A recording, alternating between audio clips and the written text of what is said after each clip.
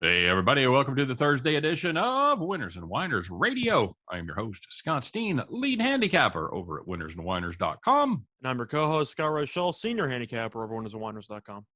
And together, we make up Winners and Winers Radio. Give us an hour, and we'll give you the winners. So, happy Thursday, Scott. How you doing?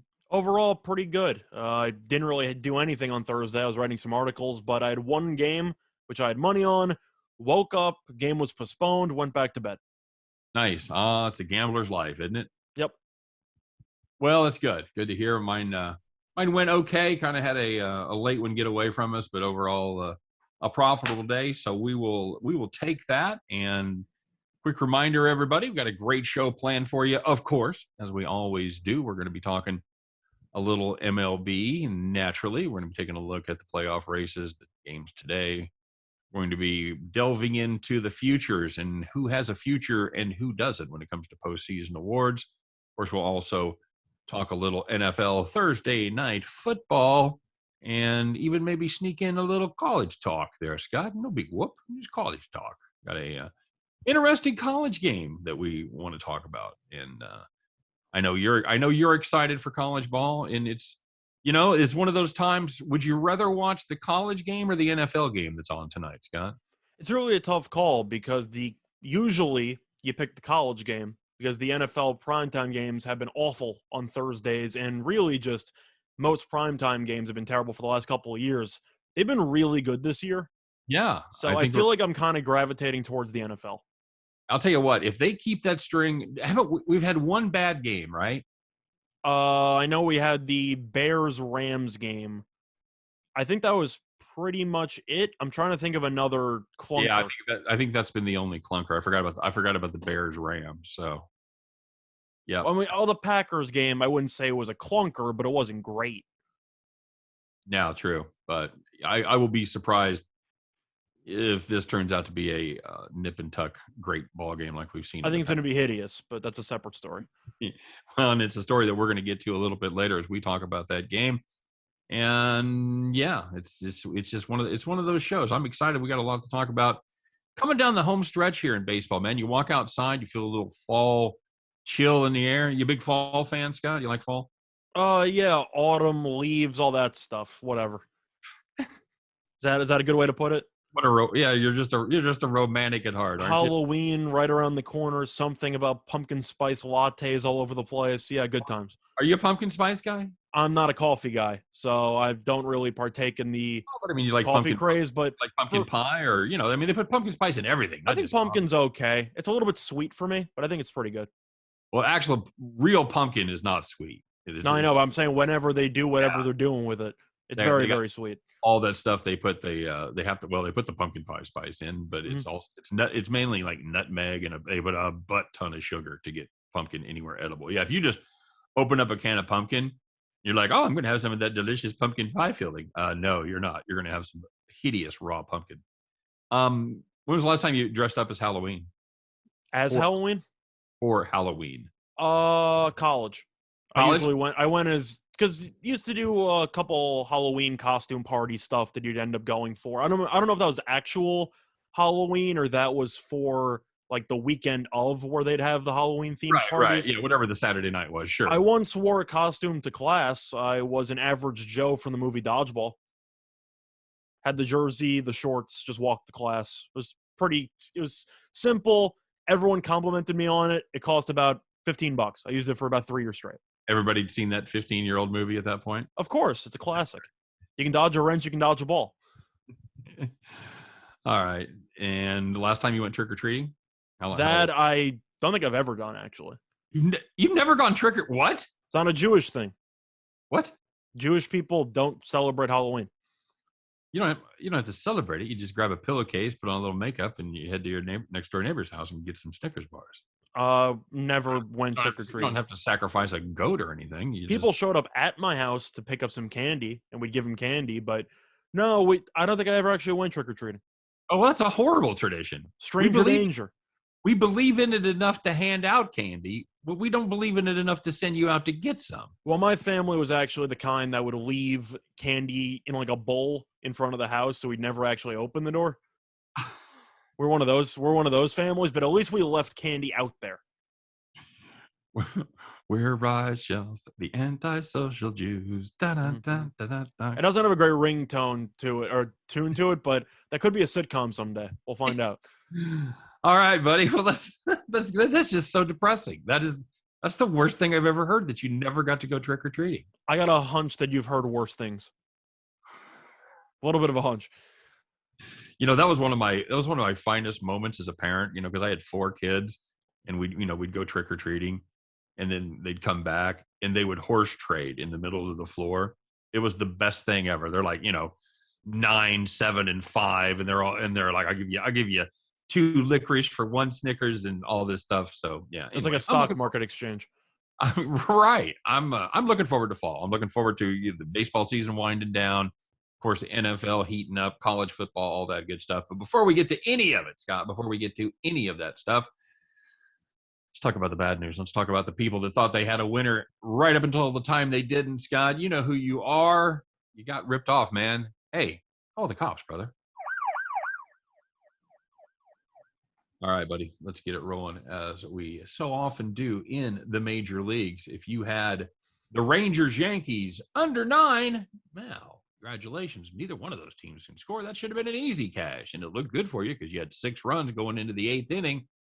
The Yankees, Scott, they upset plans. They upset plans indeed, as they scored 4 runs in the bottom of the 8th, and they go from tied at 3 to winning 7-3, and that's how your game finished up. If you had the under 9, you'll notice that 10 is one more than 9.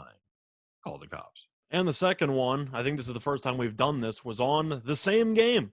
It was the Rangers-Yankees first 5 under. So if you were on any under in this game, you had a pretty rough time. But the first 5 under was 4.5, 2 runs going into the 5th inning. Rangers scored 1 run in the top of the 5th. Yankees scored 2 runs in the bottom of the 5th. 3-2 after 5. That's a pretty tough beat as well. Hooah! I'm just getting started. Absolutely brutal. Let's finish it up with the Blue Jays and the Rays. If you had over 9, it looked like it was going to be one of those days, Scott. Bash Fest City, 7 runs in the first 4 innings. And Andrews, you had 1 run in the other 5, as they Rays took it to them. And that game ended up 7-1. If you had over 9, you thought you were golden, and then you became lead. Call the cops. Yep, especially with Toronto's offense being involved in only scoring 1 run. That's got to hurt. Right. Yep, absolutely. I guess the Rays just don't have any bad pitchers they can throw out there for garbage time. They make it up as they go. This is the worst guy we got. He goes out there and spins 97 and strikes out the side, whatever. All right, buddy. The opposite, of course, of the of call the cops is call the rocking chair. Now, these are the nice, easy wins, the ones you didn't have to sweat one single bit. Of course, you were sitting in the rocking chair. So the first one was between the Twins and the Cubs, and the total in that game was 6.5, which means that you better be getting 60-mile-per-hour winds blowing directly in. Either way, 6.5 was way too low. 4 runs in the first 2 innings. Game ended 5-4. So if you just blindly saw the Twins and Cubs in a total of 6.5 and realized it wasn't a doubleheader game, you probably blindly bet the over, and you were right, because that game went pretty well over the total. The schmoes took it to the pros, Scott. Bad day for the home team there, because the wind was blowing in about 25 miles an hour from the north. But you and I talked about that. Sometimes that's an overreaction. You get that at Wrigley Field a lot. You go, well, the wind's blowing in, they're not going to hit home runs. But man, when that wind starts whistling around Wrigley Field, every foul pop, every fly ball, it is an adventure. So you certainly have the opportunity to pick up a run or two there on an error or two. That sometimes it doesn't certainly make up for not being able to hit home runs, but it maybe makes that 6.5 kind of attractive. So that was a nice, easy win for you over 6.5ers there. Now, if you had the Red Sox on the run line minus 1.5 against the Mets, you led 9-1 after 3 innings. And yeah, you ain't on call the cops. Things just got better. 12-3 after 6. End up winning 12-5.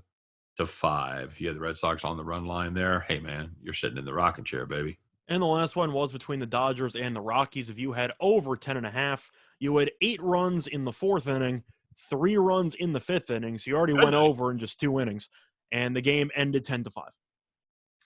Very good. Very good, my friend. That was we had the under. We sweated the under there on Tuesday night, but we're able to get it in. We didn't take a play there on the Dodgers Rockies game, so we had the under in the right time.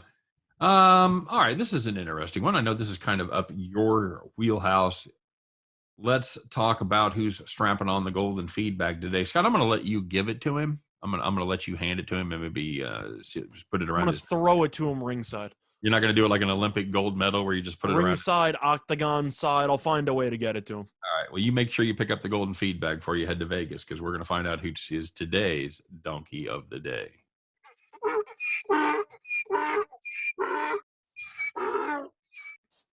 So, for this one, we're going to be talking about one of the Diaz brothers in the UFC. And no, it is not Nate Diaz. It is his older brother, long removed from competition, Nick Diaz, who is making his grand return to the UFC after about 6 years off. Now, what is he, 60 now? 62. But anyway, so Nick Diaz is out of retirement, and he is supposed to be fighting Robbie Lawler, who is a veteran UFC legend, well past his prime, and they're going to duke it out. Is he related to Jerry Lawler, the wrestler? I don't believe so. That's a serious question. You can look that up. I really don't know. I don't know the answer to that. Continue. But anyway, so Nick Diaz is fighting 5 rounds against Robbie Lawler for some reason, even though they're both about 90 in the upcoming UFC card on Saturday. And Diaz didn't really seem thrilled at the idea of fighting Lawler at all. And his main argument was Diaz thinks that he's good enough to be fighting Kamaru Usman for the title instead of Lawler, and his logic is because he had already beaten Lawler in the past. Do you know what year he beat Robbie Lawler in? 1947. 2004. So his argument is, I beat this guy 11 years ago. So, not 11. Sorry, 2004. Yeah, 17 years ago. Sorry. 17 years ago. So why am I fighting him again? Even though he hasn't appeared in an octagon since 2015, and he thinks that he deserves an immediate title shot. There are so many flawed statements within that one interview, but that was 30 straight seconds to a minute of just a pure hot take that you'd find on the 4-letter network that doesn't make any sense. Well, I think that there are people that could have kicked your ass 17 years ago that you could take them now. Probably. You know, like Can they bring their walker into the ring? Your daycare teacher, stuff like that. I think Holyfield could have beaten me up 17 years ago. I don't know about now. But man. Anyway, yeah. So you could.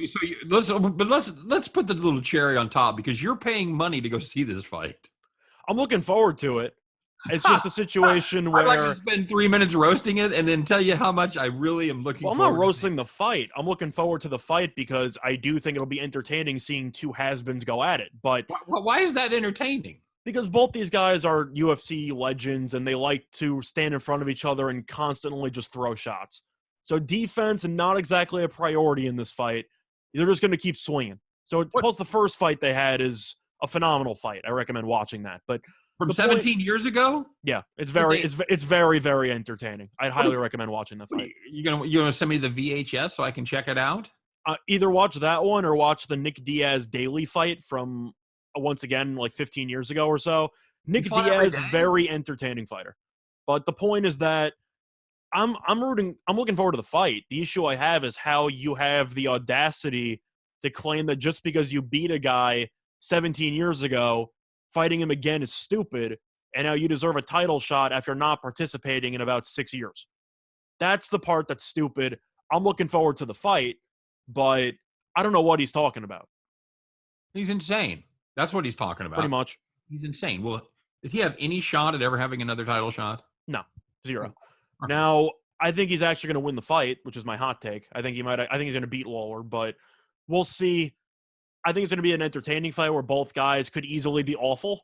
So you're going to see them go at it, but I don't know. I'm rooting for entertainment, and Diaz and that whole family, if they're anything, it's entertaining. Give me the under 2.5. I'll be happy. You're afraid someone has a heart attack by round 1? I'm hoping for it. No, I'm not hoping Ouch. for a heart. I'm not hoping for a heart attack. I just think two old guys up there trading haymakers ain't gonna go 25 minutes. That's all I'm saying. I think you're going to see an entertaining fight. All right, fair enough. Quick reminder, guys, you are listening to Winners and Winers Radio. Give us an hour, and we'll give you the winners. So, who are you? So you got Diaz, and what's the odds in that fight? I'm pretty sure it's basically pick 'em because they're both guys who you don't really want to back against anybody else, but against each other, they're kind of perfect. Any juice on the under? Is it 2.5? Not 3.5. I actually want to find out what the total is there. Let's check BetMGM, see if they got 3.5. Let's check all the alternative lines here, but let me check really quickly.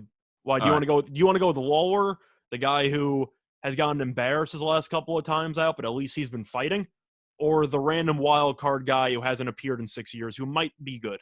No, I want to bet on one of them sucking and taking a dive. Total is 3.5. Oh. Overs -180.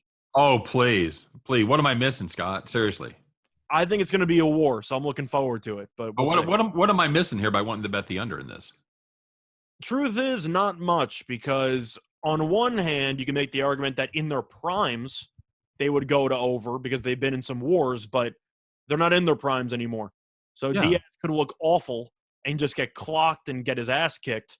Or maybe he shows something and he wins quickly. So, no, I think you're onto something with the under. Two geezers at Caesars. Give me the under. Did you just come up with that? No. Okay, I was going to say it's not at Caesars, but I like it. No, I don't remember who the fight was, but it was probably George Foreman and somebody else. Because Michael Moore? What's that? Michael Moore? No, he was substantially older than Michael Moore. Well, I know he won the title. It could have been like did he fight Frazier in his second go around? Did he Jerry? No, Quarry? he didn't fight Frazier in the second go around. Somebody like that, Jerry Quarry, Jerry Cooney. I'm trying to remember the order of what Jerry Foreman Van ended up Dyke. doing. I don't know. One of the Jerrys. I know he ended up fighting Tommy Morrison, but I doubt that's who you're talking about. No, I'm not sure. Tommy Morrison was a hometown guy, so I actually went to that fight. Well, he won that fight. What's that? He won that fight. I know. He won the title. He won the made up make believe whatever title that was. Yeah. Yep. Tommy Morrison was the real deal for about 6 months. He was, and then of course he had the issues with HIV, and that whole story was pretty sad. Didn't treat it. Yeah. Yeah. I think he passed away a couple years ago. Been longer than that, but yeah, it's been a while. It's been a long time. All right. Speaking of ending on a downer note, way to take that nosediving right into the deck. You brought up Tommy Morrison, so we went into a segue. Well, you brought up Tommy Morrison. Well, I did because you brought up who Foreman fought, and I was trying to think. He was 30 years older than Tommy. The second go around, though, I know he beat Moore, and then he really didn't have any fights after that. He lost the title to Morrison. I think he retired after that. Maybe it was his second comeback. Then I don't know. If anybody out there in the comment section knows who was the two geezers at Caesars, let me know who it is. Unless I dreamed it and made it up in my head, but I don't think I did. I'm not taking credit for that. Joe Louis, 147 years old. Hey, let's find out. We really had to think about this one because we had a couple of we had some competition for Donkey and then for this one. But Scott, I'm sure you always used to hear it on Halloween whenever you'd want to go out trick or treating and your parents would say no and you'd get mad and they say, Scott, I'm not mad. I'm just disappointed. Nope. You think I would know the cues by now? Nope. I'm not mad. I'm just disappointed. Scott, it was like your parents would always say to you on Halloween when you wanted to go trick or treating and then you throw a fit. They'd say, Scott, I'm not mad. I'm just disappointed. I was kind of hoping for the trumpet again. I'm not going to lie. Just the double whammy. You knew I was going to cut that out, right? You knew I was going to edit that. Of course. We didn't really want to reference it. Mm-hmm. Fine job. Fine. Now I'm just leaving it all in. Cool. Oh, man. This is going off the rails a lot for just a Thursday. I'm looking forward. I'm having a good time. All right. So let's talk about – we talked about this yesterday. And, of course, there's part 2 to the story. We didn't mean to leave you people with a cliffhanger, but that's what we did. When last we left, Kevin Kiermaier was picking up stuff that didn't belong to him. Picked up the card with all the cheat sheets, yada, yada, yada. Everybody knows the story by now. Of course, they plunked him, Scott. They hit him. They brought in Baruki to do it, which he finally found something on the pitching mound that Baruki can do successfully.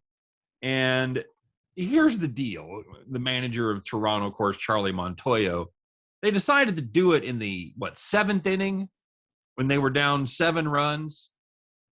What kind of Bush League stuff is this, Scott? If you want to send a message, if you want to hit the guy, you do it the first time up with your starter like a man. That's how you do it. That's the unwritten rule. They're violating the unwritten part of the unwritten rules. Don't care for it. I think the whole thing's stupid. Now, of course, Tampa was up 7-0 after 4 innings. But just for quick reference here, Kiermaier was not a pinch hitter. He wasn't a pinch fielder. He did bat several times before being hit, as you just said.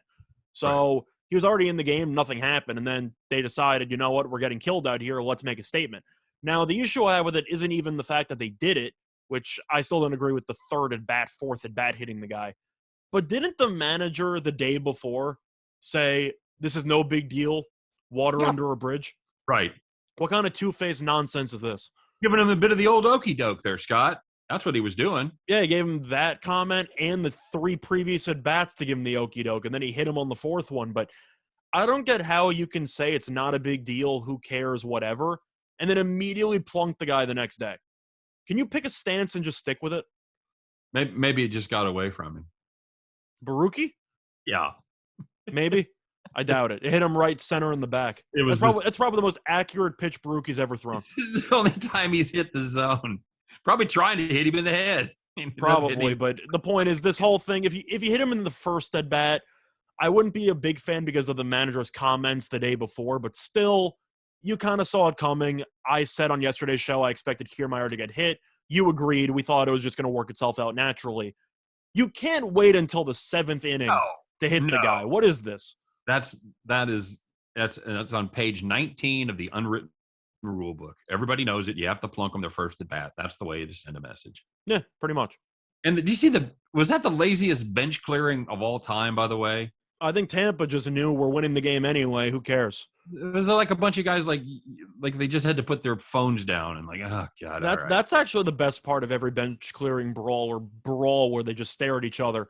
The guys sprinting out of the bullpen to stand there for like 20 seconds. Yeah. Round everybody up and they just go right back to the bullpen. I never could figure out in the days where they used to bring them in like in a car, or sometimes they'd have like a souped up golf cart kind of thing. I never could figure out why they just didn't load up everybody in the car and make one trip. That's just I'm picturing like a clown car and you see a bunch of pitchers coming out of it. Here we go, boys. There's like a grounds crew guy driving. Maybe they do one of those like Hollywood slow motion turns where the doors open as the car spins and they all just get out and start fighting. Can they put glasses on and there's an explosion in the background? Oh, of course. Yeah, of course. Absolutely. All right, Scott. So we've roasted the odds makers pretty well here over the last couple of days. And, frankly, we could have done it again because they did it. We got tired of we've already retired the award to St. Louis, but they did it again, by the way, before we even get rolling on this. Made St. Louis the favorite, or excuse me, the underdog once again to Milwaukee. Scott, how'd it work out? Well, I believe I said on the air I thought Milwaukee would be around minus 125, minus 130. That's exactly where they were. And the Cardinals won by 8 runs. Oh, but we're going to give them credit today, Scott. We are going to give the odds makers credit. Today, the odds makers were not drunk, but they were kind of sober.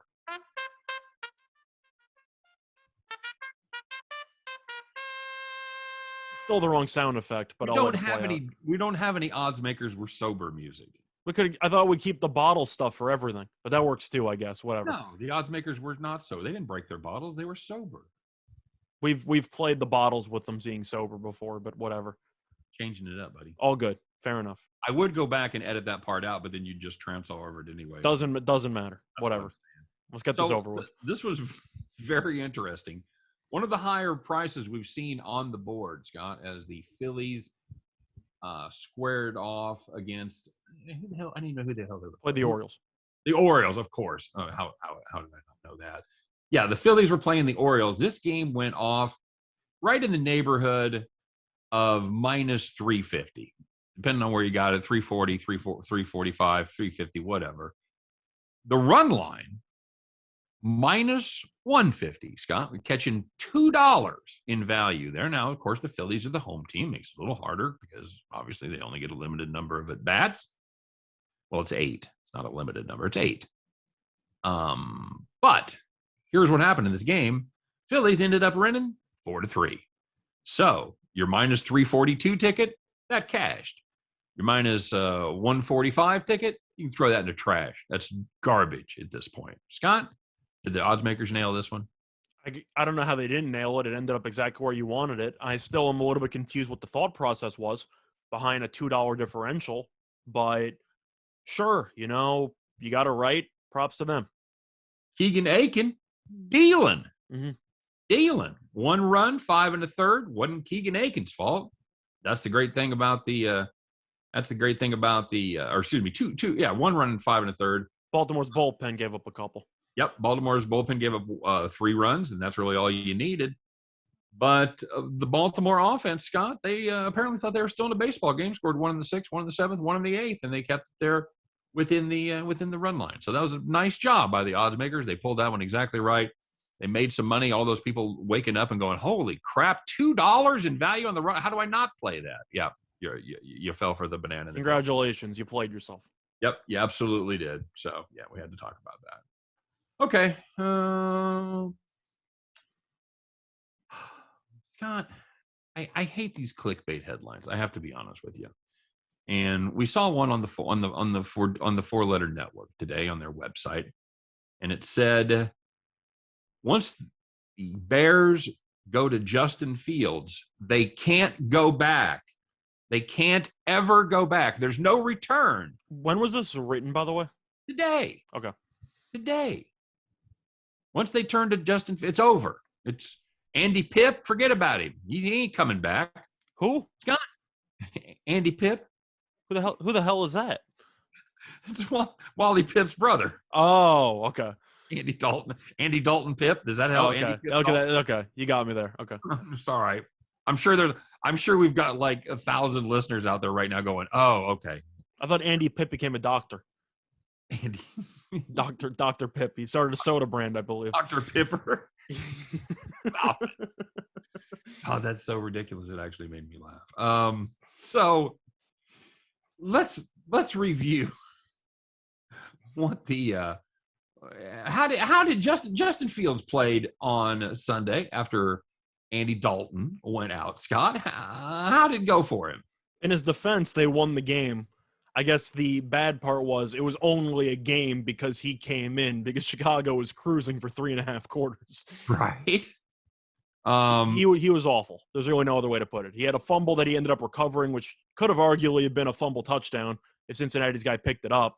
You had the awful interception inside their own 20-yard line. He was just not good. There's really no other way to put it. At a quarterback rating of 4.4, Scott, a QBR of 4.4. That's where 50 is average. It would have been 0 if he didn't recover his own fumble. He went, just to recap, he went 6 for 13 for 60 yards with 1 pick, 2 sacks, and a fumble that he recovered. He was terrible. Once you put a guy of that quality out there, Scott, there's no coming back. There really is no coming back. But am I shocked that a company put out a clickbaity article? No, but I think it's stupid. I think you can make an argument that you can't go back if the guy would have been benched when healthy. Right. But if he's injured, you throw a whole wrinkle into this. Like, yes, you can easily go back to Dalton if he's healthy. Now, if you wanted to write that article last year about Justin Herbert and his performance against the Chiefs after they pulp fictioned Tyrod Taylor. The thing is, you can say that if the new guy has one great appearance, because then you can say you can't go back. If you wanted to say it after Herbert's performance against the Chiefs last year, you could do that. That makes sense. You go, holy crap, what do we got here? We got a first-round draft pick. He's really good. Yeah, he is. He was going to be the number 1 draft pick the year before. Anyway, that's a whole nother story. But Justin Fields did not have a Herbert kind of performance. Can we agree on that? I don't know if he had a Zach Wilson performance last week. People say, well, what about his running ability? Okay, he ran 10 times for 31 yards. Wow. Does that include the sacks he took or no? He fits right in. It doesn't. But the point is that I'm assuming he was a little bit better than Wilson in terms of QBR last week. But if you're making an argument that he was maybe the same as Davis Mills last week in relief, I think you can go back to Dalton if it doesn't get any better. Once you go to Davis Mills, there's no turning back. Pretty much. But Fields is a guy who, don't get me wrong, I'm not surprised he struggled. It's very difficult for you to go into a game expecting to be the starter compared to going to a game expecting to never play. And then suddenly with 12 minutes to go in the fourth quarter, hey, by the way, get in there. Yeah. We're going to run triple Y. Like, okay, it's like, what is happening? Like, I only know 3 pages of the playbook. What is going on right now? All right, quick reminder, guys, we're going to finish this up right on the other side of the break. Stay tuned, everybody. We'll be right back after this quick message from Winners and Whiners. I will always think of Caliendo's bit when he was Gruden, and he'd be asking the draft prospects to draw plays on the board. He's like, show me Tarantula 2 Z beryllium phosphate. Like, I'll always think of those type of plays. Ever tell you about the time I punched Frank Caliendo? No. Tell that story sometime. You punched Frank Caliendo? Yes, I did. Absolutely. Why, did he annoy you, or that was part of a bit? Oh, no, he annoyed me. Oh, no, okay. He's an awful human being. Wow, okay, that's an interesting story. Here we go. I want to hear that sometime. All right, everybody, welcome back to the second half hour of Winners and Whiners Radio. Give us an hour, and we'll give you the winners. So I think we can, just to put a little bow on that story, I think we can agree that if Andy Dalton gets healthy, he should be back in the starting lineup. I can't say should, because it depends how Fields plays this Sunday. But if Fields has even an average game to slightly below average, anything that's not like stellar, they're going to go back to Dalton. Yeah, you got to go back with the guy that's going to give you a chance to win. And, Fields could be a great talent. He ain't there yet. So, by the way, how did Dalton play against Cincinnati? As far as I'm concerned, he played pretty well. Yeah, he was 9 for 11. Yeah, they were up double digits for pretty much the entire game. Neither one of these guys can throw down the field. If I'm a Bears fan, if I'm Allen Robinson. If I'm Allen Robinson, I would have retired about a year and a half ago. Dude, listen to this. Justin Fields averaged 4.6 yards per attempt. Okay. Andy Dalton, 5.1. What are we doing? That's further than what Cam Newton would have thrown. Throw the ball down the field. I saw a bad take today by somebody on Twitter said, with all the talk, they're still trying to get Deshaun Watson to Miami. He said, why not take Cam? Because one of them's good and the other one's not. Well, and that's the thing. I mean, first of all, are we sure that Cam is even better than the kid that's starting for Miami? Tua? Brissett? Who are we talking about? Jacoby Brissett, the guy from the Colts. I thought he was. If I had to pick between the two, I'm taking Brissett. You're right. Newton's done. That's He's my done. point. Yeah, you can talk about should he belong on a roster? Maybe in Canada. Like, no, he can't throw the ball. I don't think Ben Roethlisberger should be on a roster either. Yeah, they can't throw. There's a hot take. Make sure, Yinzers, if you want to talk to Scott Reichel, make sure you direct that to reach out to me. Tell me you're thrilled with how Big Ben's been playing, and after everything we've said over the couple of months leading up to the NFL season. He's even worse than we thought he was going to be. And we thought he was going to be bad. We thought it was going to be bad. We thought he'd be like 26 out of 32. He might actually be like 31 out of 32. He's like one of those things where you're looking at the list, he's like 35. Like, how is that even possible? It's so terrible, but I can't look away. I know. I feel bad for Pittsburgh Nation because that's such a great fan base, man. The Yinzers, they love two things. They love Permante brothers, and they love their Steelers. I think you're going to say the same head coach for 40 years, but that too. Well, they had 3 coaches in the last 200 years. Something like that. Is it just 2? No, they had 3 because you had Cowher. Noel, you had Cowher. I forget about Cowher. Yeah, of course. They have 3 coaches. All of them are going to be Hall of Famers. Oh, yeah. I think that's absolutely true. All right. So we promised, Scott, we're going to take a look at the MLB futures for the awards. And some of these are pretty much over. My question is, are they all over? Or is there some wiggle room? Now, let's go through them here. Let's talk about MVP, of course, the most locked one of the year. That's Ohtani in the American League. Minus 3,500 right now, Scott. So for every $35 you spent, you get $1 cool dollar in return. First of all, it's an outrageous price. Is it the easiest money you're ever going to make? See, you're forgetting that if you win the dollar and then you buy a scratch off and you win the lottery, then you turn $35 into like $120 million. Boom. Roasted. So, just like that, quick math right there. But anyway, when you say easiest money, yes, but You'd have to take out a loan for about $35 million for that to be worth your while. No, like I'm trying to figure out what value you can get from that, unless you're willing to tie down $70K to win like $2K. Like I don't really know who has the bankroll for that. I think it is relatively free. I know that Guerrero Jr. had a good run there for a week where people talked about it. Right. I think they just wanted to talk about it because it was so over for so long that they tried to make a story out of it. But Ohtani, who was supposed to be done with pitching, pitched again, 8 innings, 2 runs. It's over. Like, just shut it down. Well, yeah, what was that? Because it kind of made us look stupid because we came on the air and we were talking about that. Yeah, because everybody said he's not pitching anymore. So I'm like, including his manager. I mean, it wasn't like just people. My mom told me he wasn't pitching anymore. No, it was real people. It was his manager that said they're shutting him down for the rest of the season. Correct. Now, if you want to talk about free money, there is a one price that I do see currently available, reasonable, that I do think has nobody else value. has a shot in this race, right? No, it's over. Okay, all right. It's Ohtani and nobody else. You can make an argument for Guerrero Jr. if you're desperate, but that's basically it. Okay. Now, where I think the real money lies for an award race is the favorite in the AL Rookie of the Year race. Randy Arozarena is about minus 170. I actually got a piece of this at minus 150.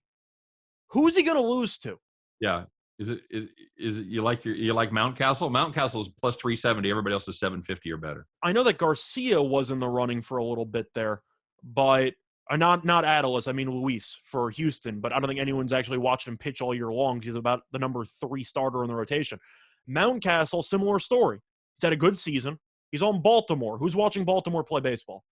The thing is, Arozarena, these are media awards. You got to keep that in mind. Tampa, of course, has no real following, but they remember the World Series and playoff run from Arozarena last year. He's a household name. People know who he is. For some reason, he still counts as a rookie because the MLB rules are stupid. He's been in the majors about 9 years, hasn't he? No, he just played in every playoff game last year because he was phenomenal. But I got down at a minus 150. I don't know who he's supposed to lose to because he's having a very good year on a playoff team that's playing for the best record in the American League right now. He checks every box in terms of narrative, every single box. Yeah, is he having a great? He's hitting 268, 19 homers, 65 RBI. But he's on a winning team. People actually watch them play. OPS 799, OPS plus 120. What's Mountcastle's numbers though? I know Mountcastle has some good offensive numbers, but don't you think that it's kind of similar to what we talk about for the Heisman, where if people don't actually watch the player play, did it really happen? Mountcastle could have 40 home runs. I think maybe 10 people have seen them all. Well, he's got 30. So he's got 30. Let's just say that non-Orioles fans have seen what? 10 of them? 5 of them? I agree. No, and that's the thing. He's hitting 8 points less than Arozarena. He's got 11 more home runs, and he's got 18 more RBIs. He also can't field. So you throw Arozarena, he's a decent outfielder. I know if fielding factors in, but it does the OPS plus, and he's got a higher OPS, but Arozarena has a higher OPS plus because of fielding is factored. Yeah, so that doesn't surprise me. But if you want to talk about who should win the award, is Rookie of the Year a fielding award now? I'm just saying if you're including an all-purpose, which people are trying to include for other awards, then that has to factor in. But I don't think most people have watched Mountcastle play a game this year. Now I think he's pretty good. I like him as a player, but Arozarena is just a much more household name. And for narrative media awards, which is basically every MLB award there is, how is he supposed to lose? I don't see it. I agree. No, there's nothing. Mountcastle isn't going on a tear over the last 12 games. No, he's been fine. He's not putting up Guerrero numbers in September. No. That's what it would take to beat you at this point. It would take. They got 13 games left, 12 or 13 games. It would take 8 to 10 home runs, something ridiculous. That's also what I factor in because some people want to make the argument for playoff stuff for the MVP award and say, well, Guerrero Jr. is leading his team to the playoffs potentially. Ohtani teams is not making it, obviously, so that should factor in. And my argument is with Mike Trout. I think it's a bad argument, but if you want to make that argument, then why wouldn't that also apply to Rookie of the Year? Arozarena is leading his team as arguably the best player on the best team in the American League. Yeah, well, let's be honest. Ain't a lot of people watching Tampa play either. No, correct, but I will acknowledge. More than are watching Baltimore play. But people are aware of Tampa's success, and they know who Arozarena is from last year, so I think that does carry over. I agree. Oh, completely agree. Rookie of the year in the NL, Jonathan India, minus 1,200. That's done. Shut that down. Trevor Rogers having a great season, but it doesn't matter. He got injured. He missed too much time. Yep. All right, so what else we got here? So we've got I know that 175 on a Rosarena, I still think should be like minus 350. I just don't know how he's supposed to lose that award. we've got the NL MVP, Bryce Harper, all of a sudden is your prohibitive favorite. Having a pretty nice season, Scott, hitting 313, 33 homers, only 80 RBIs, though, but slugging OPS 1050. 1050. I'd vote for him. I like Tatis. Now there's a question. Does his defense count against him at all? I think you can make an argument it should because he switched positions and he's still terrible at fielding. Okay. Yeah, I mean, that's certainly true. But that also goes back to the playoff argument that we just kind of dismissed a second ago. But you're the best player on a team that's part of the biggest collapse in the entire league. Am I supposed to just hand you the most valuable player award when your team's imploding around you? The stink of Padres Brown completely envelops you, sir. You're yelling at teammates with Machado and you're doing your own thing. And the Phillies might not make the playoffs. What was that? What was that about? Was he just yelling at Machado to stop sucking so much? No, I'm 100% on Machado's side on that one. Okay. So Tatis argued about balls and strikes because he got struck out. Oh, I know. And they ended up, the manager got tossed, and Tatis was still yelling about it. And Machado basically said, "Shut up! This isn't about you; it's about the team." So I'm actually with Machado on that one. I thought that he handled that well, but I don't know. I just think that when Manny Machado is your clear-headed voice of reason, yeah, that means that you've gone off the deep end on that point. But still, I'm going to go with Harper. Even if the Phillies don't make the playoffs, he's by far been their main driving force since Hoskins has been out for about 2 months. Yeah, and I think that was a bad look. You said this is in a lot of ways a popularity contest with the media. I don't think the media loves Tatis anyway, and I think that was a bad look for him the other night in the dugout. It ain't going to help him any, put it that way. I think the media doesn't really mind Tatis because the fans love him. He was on the cover of MLB The Show. He's like the face of baseball now. So I do think the media might like him. I don't know about how he does in interviews, but Harper is a guy. Like, he's been around the block a few times.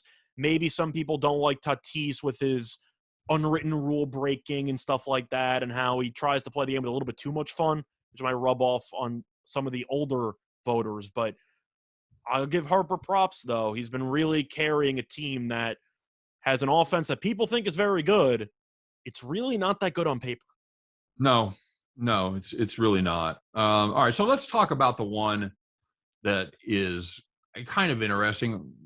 Curious to get your thoughts and see if you think this one's been decided. It's the award that nobody wants to win, Scott. It's the American League Cy Young Award winner.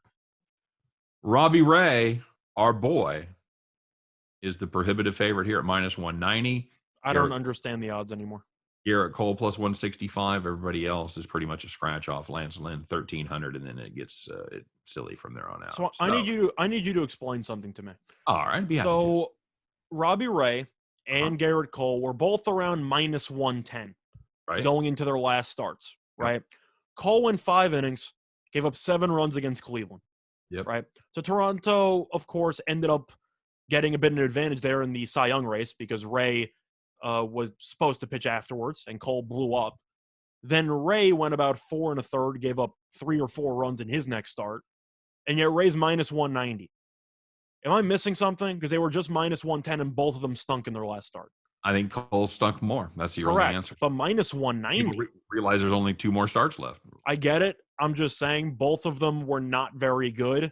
190 sounds a little bit high to me. I think that should be closer to 150. If you're going to ask rhetorical questions, you need to let me know they're rhetorical so I don't answer them. Well, you can answer it. But I have a question for you, and I already know the answer. That's what you need to preface that by. I think it should be around minus 150. What do you think? Well, okay. Do you think 190 sounds high though? It does. Can Cole beat him? If Cole up-pitches in the next 2 starts, I might say 3.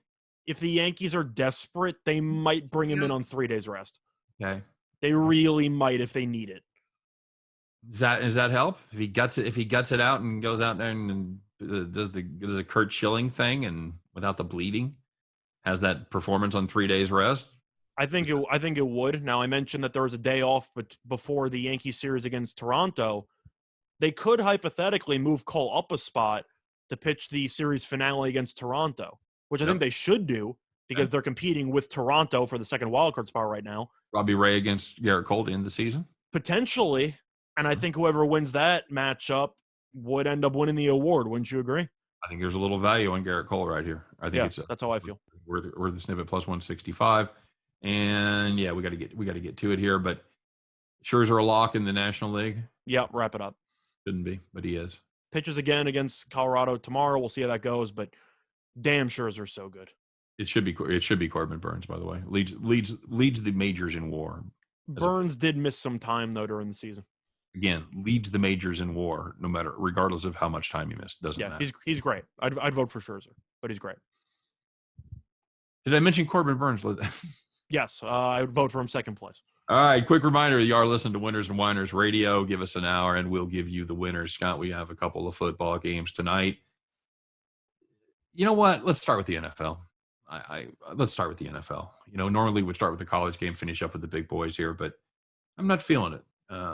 We talked about this game a little bit at the top. It's going to be the Houston Texans as they host one of the most surprising teams in the NFL. Scott, the most surprising team this year so far?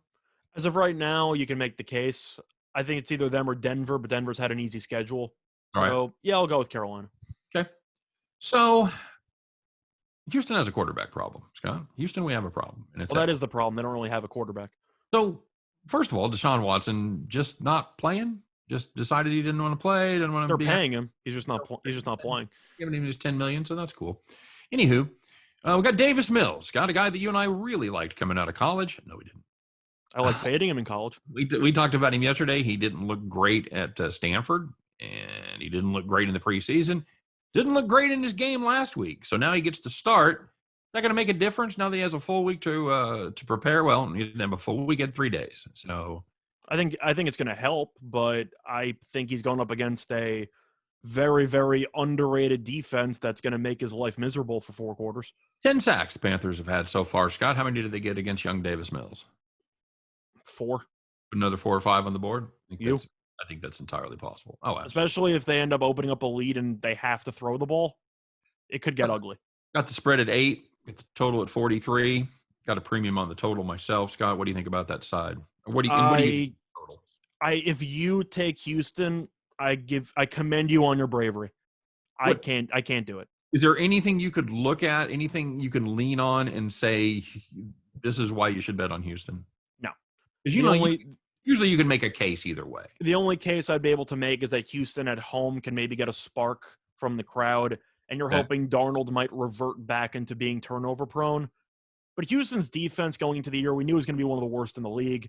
This team was one of the favorites, if not the favorite, to have the worst record in the league.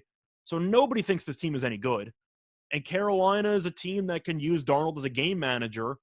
And I'm not sure if Houston's going to score 10 points in this game. So I'm going to go with Carolina. I think they'll take their foot off the gas, but I think they'll be up by enough to do so and win by at least 10. I also like the under. Okay. If I can only see one team scoring, then I don't know how I'm supposed to not like the under in this spot. Yeah, here's the problem that I have with the Texans. Obviously, they're going to want to come out and run the ball. They want to avoid that pass rush. They want to avoid having Davis Mills chase the chains all night long. How's the yards per carry? They're terrible. They're terrible. If you take Tyrod Taylor's rushing out of the equation, by the way, with him they're 3.5 yards per carry. Without him, they're just barely over 3. I think they've had like maybe 24 carries for 73 yards. To put this into perspective, I picked up Carolina's defense for my fantasy team this week. Yeah, it's not going to be pretty for Houston. I don't think so because you have a team that's going to want to run the ball, and I don't think they can do it. And I don't know if they can throw the ball either. No, well, I think we have a lot more knowledge about where they can throw the ball, and they can. And I don't know, is Danny Amendola their number 1 receiver, or would you call it Cooks? It would easily be Brandon Cooks. Okay. But Cooks has been okay. He's been okay this year. You can make an argument on most teams he'd be a 2. Yeah. A mediocre 2. So you're down to 4 wide receivers. You got Cooks, Conley, Anthony Miller, and Andre Roberts. So are you excited about that? And maybe Pharaoh Brown at tight end? Pass. Yeah. Who are these guys? Seriously. I mean, I know who they are, but still. Not good. Not good. It's going to be very public-y because I don't know who's going to take Houston, but Yeah. I can't do it. We've got it. I've got it at 8 right now. Let me make sure that's still. I see a juice 7.5 offshore. Yep. I still see a juice 7.5. So it hasn't really adjusted much during the day. Guys, if you like that 8, get that 8 before it goes to 9. Because I'm with you, Scott. I see the public hammering the Panthers. I think the public's going to be right. And I know Thursday night home dog. Thursday night home dog. No travel. I'm looking at like 25-18 for like a actual total, the team total. Mm-hmm. I would just take Houston under. I don't see Houston scoring more than 13 points. Yeah, that's solid too. You can play it that way. Absolutely. All right. So the other game, and this is going to be, we talked about this a little bit on paper anyway, should be a much more intriguing game. Of course, this will probably be a blowout. The NFL game will be an all-time classic, but this is going to be the Marshall Thundering Herd going up against the Appalachian State. Appalachian State? I heard somebody say Appalachian State today. It sounded weird. Appalachian State Mountaineers. It's going to be there in Boone, North Carolina. Beautiful part of the country, by the way. Especially if you like to ski. Some good skiing up there. Anywho, Marshall is currently a 7 across the board. Scott, 7-point dog. Opened up at 7.5. A little bit of Thundering Herd money has come in.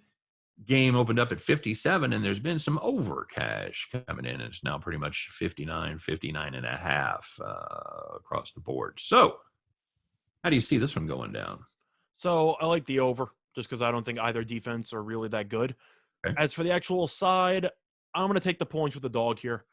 I think that Appalachian's a pretty good team. They did lose to Miami. The game was close, but I also don't know how good Miami is. The answer is they're definitely not very good, but I don't know if they're god-awful. So it's impressive they kept that game close. I'm not sure it's impressive as people want to make it out to be, but Marshall should arguably be undefeated. They blew a massive lead against East Carolina last week in a game that they easily should have won. So I guess the question I'm asking is, if Marshall ended up not blowing that game and they ended up holding on, didn't throw an interception in the red zone in the final 10 seconds, would the spread be 7? No. I really doubt it. 6. It wouldn't be. I think it would be lower. I think it would be around like 4.5 or 5. I don't think so. My opinion. I just think public perception on the undefeated team would cause the line to dip. So maybe this is pure speculation by me. I think 7's too many points. I think this Marshall team isn't great by any means. I think they're fine. I'm not a big Bryce guy. I think that he'll look better in the Sun Belt in comparison to Clemson and Duke. But I'll go with Marshall plus the points. I think this game will be entertaining, but I really don't see it being a one-sided affair. By the way, Marshall, pretty good road team. They're 8-2 against the spread. Last 10 as a road dog, 11-5. Last 16 is underdog overall. I don't want the money line, but I think 7's a bit too much. I'll tell you what. To me, this comes down because both of these kids throw interceptions. Yeah, it's Wells and Bryce, and which one's going to be more tolerable? Well, the question is, where are they going to throw their interceptions? Because they're both going to throw at least one stupid interception. So what end of the field is it going to come in? That could decide this game. You know, last week they went down. Marshall fumbled once going into the end zone and threw an interception in the end zone. So if that happens, they could be in trouble. If they throw the interception, you know, at midfield or something, they may be able to get away with it. So, but it's going to come down as whose mistakes are less bad. No, yeah, I think the word you're looking for is costly. Less costly. Sure. Okay, let's go with that. I'll live with that. So yeah, that's the thing. I've got, and I have to admit, first glance I liked App State here. I thought they were the better team, but the more I started looking into this game, I watched a lot of game film yesterday, and I think I've come around to the Thundering Herd. I still think App's going to win, but I think this will be a one possession game late. I don't hate a money line play there. Yeah, I don't hate it. I think App's going to win in Boone because they usually win in Boone, but I think this game is a nail biter. Okay, good enough. Looking forward to it. Should be some fun. And we do have some baseball games. Of course, we don't normally do our daytime baseball games simply because of the fact that it airs in a lot of parts of the country a little bit too late to get most of the early games in. There's just the one I want to talk about, Scott. Wainwright and Hauser. We're getting plus money on St. Louis again. Anyway, not to play that Wainwright. Nope. Okay, fair enough. Yeah, that's a 2:10 Eastern game. Wainwright, I don't know, won 9 in a row or something ridiculous. He's been just unbeatable over the last 2 months of the season. Same thing with St. Louis. Yeah. Yeah. St. Louis now run 11 straight. Sure. Sign me up. Sign me up right there. Okay. So that's the one I wanted to talk about. Patrick Corbin, our old buddy, going up against Castillo. Is that going to be a 7-inning game? Was that one rained out? It was rained out. No, that it's a 9-inning. I thought Castillo was supposed to go yesterday. He was supposed to go yesterday, but they weren't playing the Nationals. Oh, okay. Okay, so they're making it up for a later date. They saved him up for this start, I guess, huh? Yeah. Any value on Washington here? You're catching Cincinnati about minus 200? You can make a case because Washington's been hitting the ball well lately, but Castillo's been good. Having said that, the Reds are a pain in the ass. So, sure, I'll go with the Nationals. Oh, boy. Nationals full game and pray the Reds bullpen's worse than the Nationals bullpen. I don't really know. Corbin's so bad. I think that's what it comes down to, right? You can go for a team total and hope Castillo stinks, but I can't trust the Reds. Okay. All right. Fair enough. And that makes sense. All right. All right, buddy. Well, yes? I like Toronto briefly at minus 145. You like Toronto briefly? Yeah. Just to go through it very, very quickly. I like Toronto minus 145. Okay. Anything else? No. All right. Very good. All right, Scott. Well, it is that time. It is the Thursday edition. We've put our heads together. We've come up with our best play of the day. If you had to put all your chips in the middle and make just one bet, this is the one that we would recommend, kids. Once again, put on that straw hat, strap up them overalls, climb on your John Deere, kids, and fire that baby up because it's time for Bet the Farm.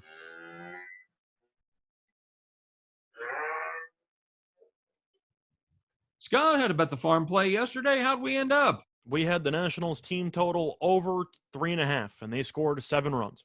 Woohoo!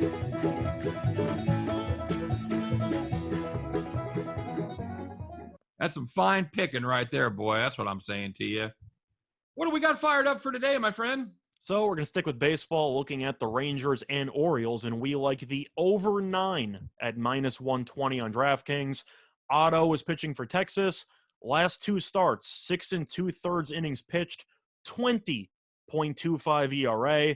Then you have Lowther pitching for Baltimore at home this season, 15 1/3 innings pitched, 10.57 ERA. So both starters are absolutely atrocious in this spot. Lowther's also pitched less than 3 2/3 in 7 of his 8 appearances this season, which is important because Baltimore has a 5.68 bullpen ERA, which is the worst in the entire league. So even if Lowther pitches well, 5.96 at home, by the way. Yeah, even if Lowther pitches well, he's not going to pitch long, and Baltimore's bullpen is easily the worst in baseball. And Texas is terrible on the road. We all know that. However, Texas, pitching-wise on the road, has been even worse, as the Rangers are allowing 5.33 runs per road game, which is the 3rd most in the league. Total of 9 with these 2 starting pitchers. We got to take the over on that one. Got to do it. Now, if you look at the offensive numbers, it seems like a bit of a curious play, but we are absolutely fading these 2 pitchers. We think that at least one of these teams puts up a crooked number somewhere in the 6 to 7 range. That should give us plenty of meat on the bone to cover on the other side. Give us the Rangers, Orioles over 9 on Bet the Farm. By the way, when you hear the sound of our voice, make that bet because I think that number is going nowhere but up, brother. It may even be 10 by game time, but at least 9.5. So make that play. All right. That's going to do it for the show. That's going to do it for Bet the Farm. That's going to do it for Scott and I. We appreciate you guys tuning in. As always, don't forget to like and subscribe and rate and all that stuff that you do wherever you download us.